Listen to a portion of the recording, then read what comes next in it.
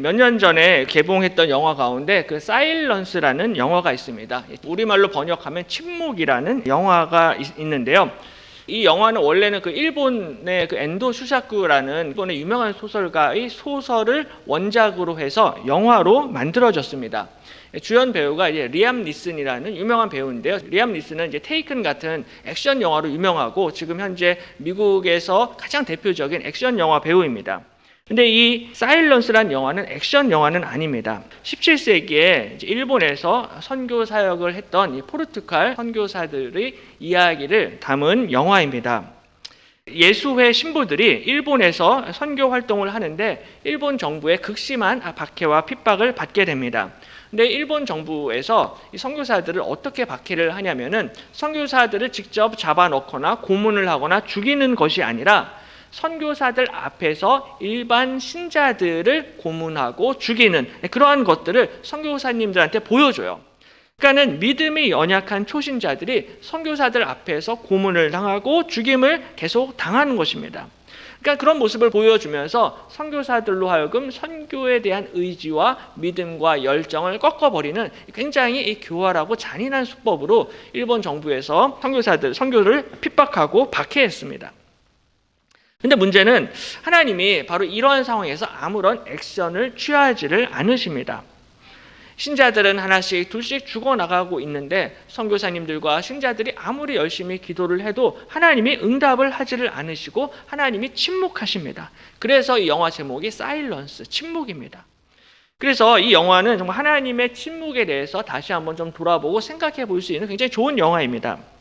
근데 우리가 영화에서뿐만이 아니라 우리 현실에서도 때로는 하나님이 우리의 부르짖음과 우리의 기도에 침묵을 하실 때가 있습니다.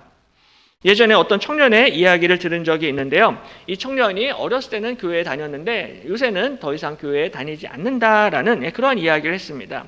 이 청년이 교회를 잘 다니다가 교회를 떠났던 이유가 굉장히 심플합니다. 왜냐하면 하나님이 한 번도 자기 기도를 들어준 적이 없다라는 거예요. 초등부에서도 그렇고 중등부, 고등부를 거치면서 주일학교 내내 하나님 앞에 열심히 기도를 이것저것 많이 했는데 한 번도 하나님이 내 기도를 들어주지 않았다라는 거예요. 그러니까 하나님이 한 번도 내 기도를 들어준 적이 없으니까는 그럼 하나님이 안 계시다 보다라고 이렇게 생각을 하고 교회를 떠났다라는 것입니다. 여기 앉아 계신 분들 대부분 다 최소한 한 번 정도는 기도 응답을 아마 받으셨을 것입니다. 근데 만약에 입장을 바꿔서 정말로 하나님이 내 기도에 한 번도 응답을 하지 않으셨다라면은 우리가 정말 아무리 믿음이 좋아도 신앙생활을 계속하는 것이 쉽지는 않을 것입니다. 근데 우리가 신앙생활을 하다 보면 종종 이러한 하나님의 침묵을 경험을 할 때가 있습니다. 나는 너무나 힘들고 어려운데 왜 하나님이 도대체 아무런 대답을 안 하시는가? 아무런 응답도 없으시고 아무런 액션도 취하지 아니하시는 이 하나님의 침묵을 우리가 이해하기 힘들 때가 있습니다. 근데 오늘 본문에 등장하는 이 수로보니게 여인도 똑같은 경험을 합니다. 그래서 오늘은 이 유명한 이 수로보니게 여인의 이야기를 한번 살펴보면서 하나님의 침묵에 담긴 하나님의 뜻이 무엇인지 함께 같이 말씀을 나누겠습니다. 가장 먼저 하나님의 침묵은 우리의 믿음을 드러냅니다. 예수님이 두로 지방이라는 곳에 들어가셔서 거기서 조용히 계셨는데 이 수로보니게 출신의 이 여인이 어떻게 예수님이 머무시는 곳을 찾아내가지고 이 귀신 들린 자신의 어린 딸을 고쳐주십시오라고 예수님께 간구합니다. 오늘 여인이 예수님을 찾아오는 이 사건을 정확하게 이해를 하기 위해서는 오늘 마가복음 7장의 배경을 좀 이해를 할 필요가 있습니다. 24절에 보면요. 예수께서 일어나서 거기를 떠나 두로 지방으로 가서 한 집에 들어가 아무도 모르게 하시려 하나 숨길 수 없더라라고 말씀합니다. 노란색 글씨로 예수께서 일어나 거기를 떠나셨다라고 말씀합니다. 그럼 거기가 어디냐라는 거예요.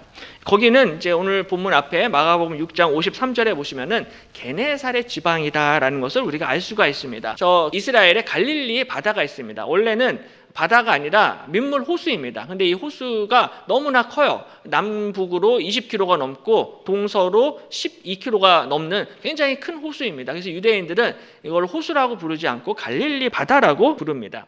근데 저 갈릴리 바다에서 북서쪽으로 빨간색 동그라미를 쳐놓은 부분을 보시는데 바로 저 지역이 게네사렛 평원입니다.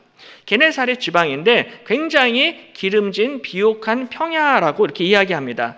그래서 사람들이 살기에 너무나 좋은 땅이어서 랍비들은 바로 저 게네사렛 땅을 하나님의 동산 혹은 낙원이다라고 그렇게 부를 정도로 굉장히 좋은 땅입니다. 이 좋은 땅에서 예수님이 많은 병자들을 고쳐주셨고요. 많은 기적을 행하셨습니다. 근데 문제는 그곳에 사는 사람들이 예수님을 잘 알아보지를 못했어요. 그리고 예수님의 말씀을 잘 깨닫지를 못하게 됩니다. 바리새인들과 서기관들이 오히려 예수님의 제자들이 손 안 씻고 이렇게 식사를 하는 것을 보고서는 예수님께 질문합니다. 5절에 어찌하여 당신의 제자들은 장로들의 전통을 준행하지 아니하고 부정한 손으로 떡을 먹나이까? 라고 예수님께 취조하듯이 질문합니다. 이 질문을 받으시고 예수님이 이 바리새인들과 서기관들의 위선과 외식적인 신앙생활을 책망하십니다. 그리고서는 이 고르반의 예를 드시면서 이 바리새인들과 서기관들이 오히려 너희들이 장로들의 전통, 인간들의 전통, 이 종교적 전통을 따라서 하나님의 계명을 저버리고 오히려 외식하고 위선하고 있다라고 책망을 하십니다. 이처럼 예수님이 자신들의 죄를 드러내시고 진리의 말씀을 가르쳐 주시면은 이 사람들이 좀 이해하고 깨닫고 회개해야 되는데 이 바리새인들과 이 서기관들이 전혀 예수님의 말씀을 이해를 못합니다. 깨닫지를 못해요. 바리새인들과 서기관들뿐만이 아니라 마가복음 7장에 등장하는 대부분의 등장인물들이 예수님의 말씀을 잘 이해를 하지를 못합니다. 심지어는 예수님을 쫓아다니는 가장 가까이에 있는 제자들도 예수님의 말씀을 잘 이해를 못해요. 그래서 예수님이 제자들에게 너희도 이렇게 깨달음이 없느냐라고 물으십니다. 그렇게 오랜 시간 너희들한테 내가 가르쳐주고 말씀을 했는데도 아직도 이렇게 깨달음이 없느냐라고 말씀하십니다. 그러니까 이 풍요로운 게네사렛 땅에서 정말로 예수님이 많은 병자들을 고쳐주셨고 많은 말씀을 하셨고 많은 설교를 하셨음에도 불구하고 그 땅에 사는 사람들은 너무나 좋은 환경에서도 예수님의 말씀을 이해하지 못했다라는 거예요. 바로 이러한 의미에서 이 게네사렛 땅은 영적인 무지와 불신앙의 땅이다라고 이렇게 이야기할 수가 있습니다. 지리적으로는 갈릴리 바다 바로 옆에 있어서 너무나 기름지고 비옥한 땅이었지만은 신앙적으로는 너무나 척박했습니다. 영적인 불모지와 다름이 없었습니다. 근데 바로 이 게네사렛 땅에서 이러한 사건이 있은 후에 예수님이 그 게네사렛을 떠나서 두로 지방으로 들어가셨다라는 것입니다. 근데 이 두로라는 곳은 당시에 이제 페니키아의 수도였는데요. 시리아와 페니키아 출신의 많은 이방인들이 거주하고 있었습니다. 그래서 오늘 본문의 이 수로보니게라는 이 뜻은 수리아와 페니키아의 합성어입니다. 그래서 합쳐서 수로보니게라고 이야기하는데요. 이 예수님이 이 두로 지방에 들어가셔서 아무도 모르게 한 집에 머무셨는데 이 수로보니게 출신의 이 여인이 예수님의 소문을 듣고 예수님을 찾아와서 예수님께 도움을 요청합니다. 25절에 이에 더러운 귀신 들린 어린 딸을 둔 한 여자가 예수의 소문을 듣고 곧 와서 그 발 아래에 엎드리니 그 여자는 헬라인이요 수로보니게 족속이라 자기 딸에게서 귀신 쫓아내 주시기를 간구하거늘이라고 말씀합니다. 이 여인은 헬라인이었고요. 수로보니게 출신의 이방 여인이었습니다. 근데 이 이방 여인이 예수님을 찾아와가지고 발 아래에 엎드려서 예수님, 내 어린 딸이 귀신 들렸으니 이 귀신을 쫓아내 주십시오라고 예수님께 부탁하고 간구합니다. 요새도 특별히 우리가 TV나 뭐 방송이나 유튜브 이런 데를 보면은 요새 이 방송 트렌드가 보시면은 굉장히 많은 그 무속인들과 점장이들이 굉장히 TV와 방송에 많이 나오는 것을 볼 수가 있습니다. 때로는 또 어떤 연예인들이 본인들이 신내림을 받았다라고 그렇게 이야기하는 연예인들도 볼 때가 많습니다. 근데 이렇게 한번 귀신이 들리게 되면요, 현대의학이나 과학으로도 이 귀신을 쫓아내는 것이 쉽지가 않습니다. 그런데 오늘 2000년 전에 살았던 이 여인도 자신의 가장 사랑하는 어린 딸이 귀신에 들렸다라는 거예요. 그러니까 뭐 이 방법 저 방법 다 써봤을 것입니다. 근데 전부 다 효과가 없었다라는 거예요. 오늘날에도 쫓아내기 어려운데 그 당시에는 말할 것도 없었을 것입니다. 절망적인 상황이 있었는데 그 절망적인 상황에서 이 수로보니게 여인이 예수님에 관한 소문을 들었던 것입니다. 예수님이 병자를 고쳐주시고 어떤 귀신도 다 쫓아내시는 능력의 예수님이시다라는 이 소문을 들었다는 것입니다. 그래서 정말로 내가 예수님을 찾아가면은 내 어린 딸이 고침받겠다. 이 귀신이 쫓아나겠다라는 그러한 소망을 가지고 희망을 가지고 오늘 예수님을 찾아왔습니다. 근데 이상하게도 예수님이 이 여인의 간구를 거절하십니다. 27절에 예수께서 이르시되 자녀로 먼저 배불리 먹게 할지니 자녀의 떡을 취하여 개들에게 던짐이 마땅치 아니하니라 라고 말씀하십니다. 다시 말해서 자녀들로 먼저 배불리 먹게 하라라는 것인데요. 저기서 저 자녀들은 이스라엘 백성을 뜻합니다. 유대인 자녀들을 뜻하는 거예요. 그러니까 예수님이 이 땅에 오신 것은 이스라엘 백성들, 유대인 자녀들을 먼저 먹이기 위해서 이 땅에 온 것이지 내가 헬라인이나 수로보니게 족속, 이방인들을 먹이기 위해서 이 땅에 온 것이 아니다라는 거예요. 심지어는 개들에게 떡을 던짐이 마땅치 아니하다라고 그렇게 말씀을 하십니다. 그러니까 수로보니게 여인과 같은 이방인을 지금 개들이다, 멍멍이다라고 이렇게 표현을 하시는 거예요. 어떻게 보면은 굉장히 자존심 상하는 말씀이죠. 근데 사실은 우리가 복음서를 보시면은 예수님이 이방인이라고 해서 차별을 하신 적이 없습니다. 특별히 마태복음 8장을 보시면요, 예수님이 한 백부장의 하인을 고쳐주시는데 이 백부장도 이방인입니다. 근데 예수님이 어떤 이방인이라고 해서 종족이나 민족과 인종에 따라서 절대로 차별을 하지 않으세요. 오히려 예수님을 찾아왔던 이 백부장의 믿음을 굉장히 칭찬하시면서 이방인의 구원을 예언하십니다. 마태복음 8장에 또 너희에게 이르노니 동서로부터 많은 사람이 이르러 아브람과 이삭과 야곱과 함께 천국에 앉으려니와 그 나라의 본 자손들은 바깥 어두운 데 쫓겨나 거기서 울며 이를 갈게 되리라 라고 말씀합니다. 그러니까 그 나라의 본 자손들, 유대인들입니다. 이 유대인들은 바깥 어두운 데 쫓겨나서 거기서 울며 이를 갈게 된다라는 거예요. 하지만 반면에 동서로부터 많은 사람, 이 사람들은 이방인들입니다. 이 이방인들은 아브람과 이삭과 야곱과 함께 천국에 앉게 될 것이다 라는 예언의 말씀을 하십니다. 그러니까 예수님은 장차 이방인들이 하나님의 나라에 들어올 것을 분명히 아셨고 예언하셨습니다. 하나님이 아브라함에게 천하 만민이 너로 말미암아 복을 받을 것이다 라고 약속을 하신 것처럼 정말로 천하 만국 모든 이방 민족들이 이 아브라함으로 말미암아, 아브라함의 후손으로 말미암아 복을 받게 된다라는 것을 우리 주님께서 분명히 아셨다라는 거예요. 이걸 다 아셨으면서 오늘 이 수로보니게 여인한테는 자녀의 떡을 취하여 개들에게 던짐이 마땅치 아니하도다라고 말씀을 하시는 것입니다. 그러니까 어떻게 보면 굉장히 이해하기가 좀 어려운 말씀입니다. 이렇게까지 이 여인을 이렇게 무시하고 뭐 이럴 필요가 있나라는 그러한 생각을 할 수가 있습니다. 하지만 오늘 예수님께서 이 수로보니게 여인에게 이렇게 말씀하신 예수님의 의도와 목적이 있으십니다. 그 목적은 바로 예수님께서는 이 여인의 믿음을 드러내기를 원하셨다라는 거예요. 당시에 바리새인들과 서기관들과 유대인들에게서는 찾아볼 수 없는 놀라운 믿음이 이 여인에게 있다라는 것을 예수님이 아셨던 것입니다. 그래서 이 여인의 믿음을 정말 온 천하에, 온 교회에 이 여인의 믿음을 증거하고 보여주기를 원하셨다라는 거예요. 그래서 정말 그 예수님의 의도대로 예수님이 이렇게 심하게 말씀하셨는데 이 여인이 포기하지 않습니다. 28절에 여자가 대답하여 이르되 주여 올소이다마는 상 아래의 개들도 아이들이 먹던 부스러기를 먹나이다 라고 대답합니다.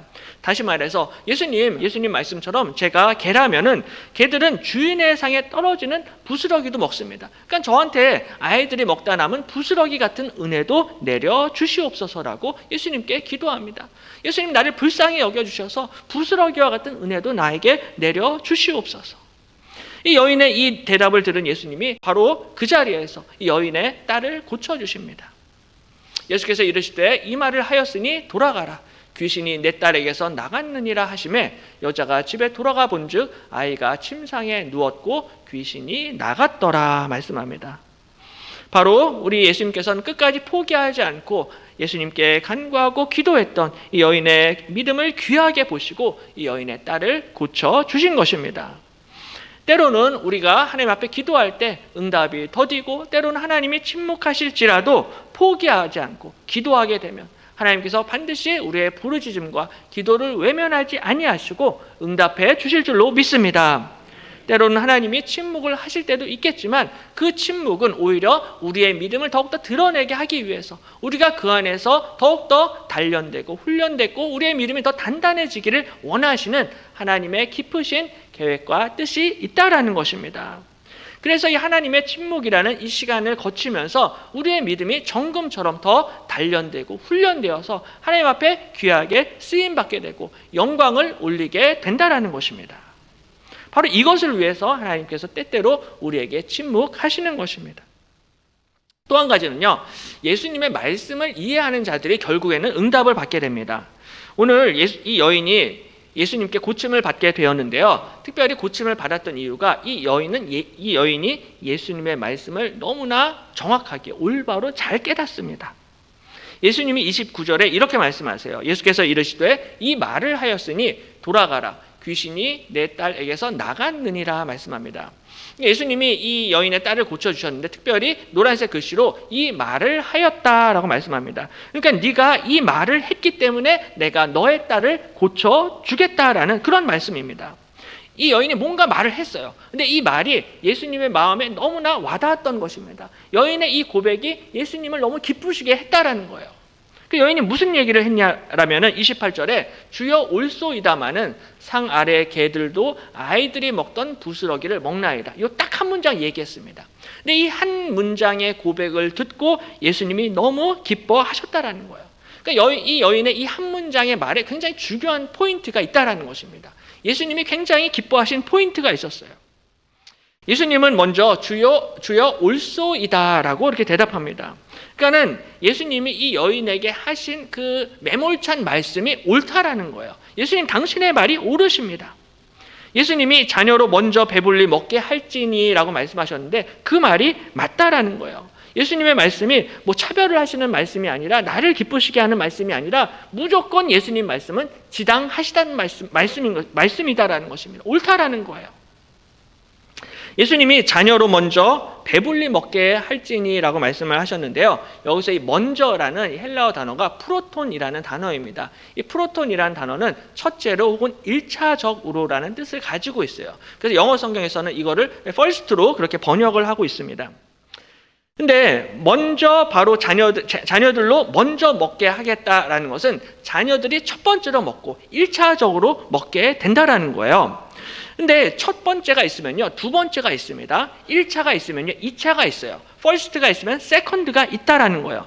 그러니까 유대인 자녀들이 먼저 1차적으로 첫 번째로 먹게 되지만은 그것으로 끝나는 것이 아니라 그 다음 차례가 있다라는 것입니다. 그 다음에는 이방인들이 떡을 먹게 된다라는 거예요. 그 다음에는 이방인들이 은혜를 받게 된다라는 의미가 이 말씀에 담겨 있다라는 것입니다.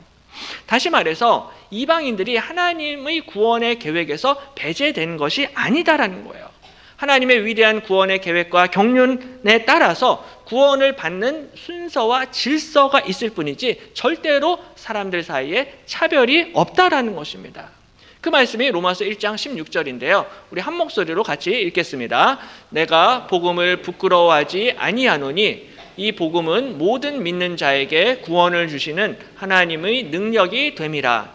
먼저는 유대인에게요, 그리고 헬라인에게로다. 아멘. 유명한 말씀인데 여기서도 사도 바울이 먼저는 유대인이요, 그리고 헬라인에게로다 말씀합니다. 저 먼저라는 저 단어가 바로 똑같은 프로톤이라는 단어를 사용을 하고 있습니다. 예수님이 사용하신 단어를 바울도 똑같이 사용해서 말씀을 하고 있어요. 그러니까 유대인이나 헬라인이나 유대인이나 이방인이나 차별이 없다라는 거예요. 그게 아니라 순서만 다를 뿐이다. 질서가 있다라는 것입니다. 첫 번째는 유대인입니다. 그 다음에는 헬라인이고 이방인이고 한국인이 된다라는 거예요. 그러므로 유대인이나 헬라인이나 수로보니게 여인이나 한국 사람이나 누구든지 주의 이름을 부르는 자들은 구원을 얻게 되는 줄로 믿습니다. 차별이 없다라는 거예요. 근데 오늘 수로보니게 여인이 이 말씀을 이해했다라는 것입니다. 그러니까는 먼저 유대인들이 은혜를 받는 것은 당연하고 떡을 먹는 것은 당연하고, 하지만 그 다음에 나 같은 이방 여인한테도 은혜의 기회가 온다라는 것입니다. 이것을 여인이 예수님께 고백하고 있는 거예요. 그러니까 예수님이 자녀의 떡을 취하여 개들에게 던짐이 마땅치 아니하니라 말씀을 하셨는데, 여기서 이 개라는 헬라어 단어가 쿠나리온이라는 단어인데요. 이 단어는 반려견, 하우스독이나 펫이라고 이야기하는데 그런 개를 뜻합니다. 그러니까는 들에서 돌아다니는 들개나 똥개를 뜻하는 게 아니라 집에서 키우는 애완견 혹은 반려견을 뜻하는 단어입니다. 그래서 이 단어를 봤을 때 역시 이방인들도 하나님의 집 안에 있다라는 것을 예수님이 암시하신 것입니다. 그래서 이방인들도 하나님의 보호와 관심 밖에 있는 것이 아니라 이방인들도 이미 하나님의 집 안에서 하나님의 구원의 테두리 안에 들어와 있다라는 거예요. 그러니까 예수님의 이 말씀 안에 이토록 깊은 구원의 계획과 구원의 질서와 하나님의 뜻이 담겨 있었다라는 것입니다. 그래서 나중에 사도행전에서 예수님이 예루살렘과 온 유대와 사마리아와 땅끝까지 이르러 내 증인이 되리라 라고 말씀을 하세요. 모든 민족이 구원을 받는데 순서가 있다라는 거예요. 먼저는 예루살렘, 그 다음에 온 유대, 그 다음에 사마리아, 그 다음에 땅끝까지 이르러 내 증인이 되라는 것입니다. 모든 민족을 다 구원하시고 사랑하시지만 구원을 이루어가는데 반드시 질서와 순서가 있다라는 말씀입니다. 이 말씀은 사실 오늘날 우리가 봐도 이해하기가 쉽지가 않은 말씀이에요. 깨닫기가 어려운데, 근데 놀랍게도 수로보니게 여인이 예수님의 이 말씀을 깨닫고 있는 것입니다. 누구도 이해하지 못하는 예수님의 말씀을 주여 옳습니다, 예수님의 말씀이 지당하십니다라고 고백하고 있습니다. 구약 성경을 보면 하나님이 끊임없이 하나님이 이스라엘과 유대인들을 구원할 메시아를 보내주시겠다라고 약속을 하시는데, 바로 예수님이 하나님이 약속하신 그 이스라엘의 메시아이시고 유대인의 왕이십니다라고 고백을 하고 있는 것입니다. 예수님이 1차적으로 유대인의 왕이시기 때문에 유대인 자녀들에게 먼저 떡을 먹이시는 것이 마땅하다라는 것, 그게 틀린 게 아니다라는 것입니다. 하지만 그것으로 끝나는 것이 아니라 나와 같은 이방 여인에게도 그 다음 차례가 있는 줄로 믿습니다 라고 고백하고 있는 것입니다. 마태복음 7장에서 당대에 잘 나가는 종교인들, 바리새인들과 서기관들을 전부 다 예수님을 알아보지를 못했습니다. 오히려 예수님을 트집 잡고 예수님을 공격하고 박해했습니다. 심지어는 예수님의 제자들조차도 예수님의 말씀을 잘 깨닫지를 못했어요. 이 풍요로운 게네사렛 땅에서 당대에 잘 나가는 유명한 종교인들, 사람들은 깨닫지를 못하고 예수님과 가까이 붙어 지냈던 제자들조차도 주님의 말씀을 이해를 못했는데, 정말로 영적으로 척박한 두로 지방의 한 이름 없는 수로보니게 이 여인이 예수님의 말씀을 깨닫고 예수님이 그리스도이신 것을 고백하고 있는 것입니다. 우리나라 말에 개떡같이 말해도 찰떡같이 알아듣는다라는 말이 있어요. 근데 정말 이 여인이 예수님의 말씀을 찰떡같이 알아들은 거예요. 다른 사람들은 전부 다 시험 받아서 예수님을 떠나고 교회를 안 나오겠습니다 이야기하는데, 이 여인은 그게 아니라 주님, 나에게도 부스러기와 같은 은혜를 내려 주시옵소서. 먼저는 유대인이지만 그 다음엔 제 차례 아닙니까? 나에게도 치료의 은혜를 베풀어 주시옵소서. 기도하는 것입니다. 그래서 오늘 이 수로보니게 여인의 이 사건은 이 깨닫지 못하는 게네사렛 지방의 이 많은 사람들의 이 불신앙의 모습과 굉장히 대조되고 대비되는 모습을 보여주고 있습니다. 게네사렛 지방의 사람들은 정말로 좋은 땅, 기름진 땅, 부유한 땅에 살면서 경제적으로 풍요로움을 누렸고요. 또한 지리적으로는 예수님과 가까이 있었기 때문에 예수님의 많은 치유의 기적을 경험을 했고 예수님의 말씀도 자주 듣고 많이 들었습니다. 근데 문제는 예수님의 말씀을 깨닫지 못했다라는 거예요. 이 게네사렛 사람들뿐만이 아니라 사실 우리도 오늘날 굉장히 영적으로 또 물질적으로 너무나 좋은 환경 가운데 있습니다. 너무나 좋은 신앙생활 하기에 너무나 좋은 환경에 있는데도 말씀을 깨닫지를 못할 때가 있다라는 거예요. 우리 예배당도 리모델링을 해서 너무나 좋은 환경에서 우리가 지금 예배를 드리고 있습니다. 여름에는 에어컨이 빵빵하게 나오고 또 겨울에는 히터가 따뜻하게 나올 것입니다. 너무나 좋은 환경에서 예배를 드리고 있는데 정작 말씀을 깨닫지 못하고 있을 수 있다라는 것입니다. 말씀의 은혜 없이 그냥 자리만 차지하고 앉아 있을 수가 있다라는 거예요. 정말로 환경과 상황과 날씨는 너무 좋은데 그래도 말씀도 보지 않고 기도도 하지 않고 그냥 아무것도 하지 않은 채 그냥 그렇게 신앙생활 할 수 있다라는 것입니다. 언제든지 내가 유튜브를 통해서 요새는 너무나 쉽게 설교를 들을 수가 있고 하나님의 말씀이 우리랑 너무 가까이 와 있습니다. 그런데도 말씀을 깨닫지를 못하는 거예요. 말씀의 은혜를 받지 못하면서 살아갈 수 있다는 것입니다. 반면에 오늘 이 여인은 영적으로 너무나 어두운 그 이방인의 땅에 살면서 예수님을 한 번도 만나본 적이 없었습니다. 인종적으로나 지리적으로 예수님을 만날 수 있는 처지가 아니었어요. 그런데 이 여인이 놀라운 것은 첫 번째 예수님을 딱 만나자마자 예수님이 하나님이 보내신 하나님의 아들이시구나, 그리스도이시구나, 인류의 구원자이시구나 라는 것을 깨닫게 되었던 것입니다. 마치 여리고성의 라합이 한 번도 하나님을 만난 적이 없었지만 들리는 소문만으로 하나님께 굴복하고 하나님을 의지하며 하나님 앞에 나아왔던 것처럼 오늘 이 수로보니게 여인도 난생 처음 예수님을 만났는데 바로 그 자리에서 놀라운 믿음의 고백을 하고 있는 것입니다. 주님이 오르시다라는 거예요. 이 여인의 이 말은 정말 짧은 한 문장의 말이지만 사실 이 말 안에는 당시에 누구도 할 수 없었던 위대한 신앙의 고백이 담겨 있습니다. 주님 오르십니다. 당신은 그리스도이십니다. 그리스도의 은혜를 먼저 유대인들에게 베풀어 주시고 그 다음에는 저와 같은 이방인에는 남은 부스러기와 같은 은혜라도 나에게 내려 주시옵소서. 주님께서 부스러기와 같은 은혜만 주셔도 제 딸은 충분히 살고도 남을 줄로 믿습니다. 이 믿음으로 주님 앞에 나아갔던 것입니다. 왜냐하면 이 여인은 예수님이 정말로 하나님의 아들 메시아이신 것을 믿었기 때문입니다.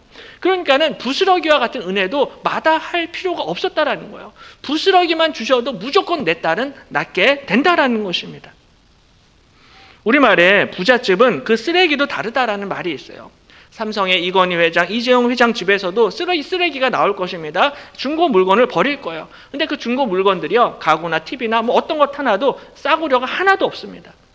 그 집에서 나오는 모든 쓰레기나 중고 물건들 전부 다 명품이고요. 전부 다 값비싼 것들만 그 집에서 나오게 된다라는 거예요. 그렇다라면 하물며 하나님이 주시는 부스러기와 같은 은혜는 이 세상의 억만금과 비교할 바가 없다라는 것입니다.